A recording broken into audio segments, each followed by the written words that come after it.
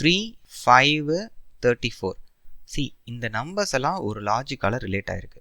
First இது என்ன logic நான் உங்களுக்கு சொல்கிறேன். சி ஃப்ரெண்ட்ஸ் 3 இருக்கா, அதை ஸ்கொயர் பண்ணுங்க 9 வருது. இங்கே பாருங்கள் 5, இதை ஸ்கொயர் பண்ணுங்க 25 வருது. ரெண்டையும் ஆட் பண்ணுங்க, ஸோ 34. ஓகேவா, இதுதான் இந்த நடுவில் இருக்க 34. இந்த 4 ஆப்ஷன்ஸில் இருக்கிற எந்த நம்பர்ஸ்க்கு இதே லாஜிக் இருக்குன்னு நம்ம கண்டுபிடிக்கணும். ஏ ஆப்ஷன் பாருங்கள், 1 ஸ்கொயர் பண்ணால் 1, 4 ஸ்கொயர் பண்ணால் 16. இப்போ இது ரெண்டையும் ஆட் பண்ணால் 17 தான் வருது. ஆனால் இங்கே 18 இருக்குது. So A option out.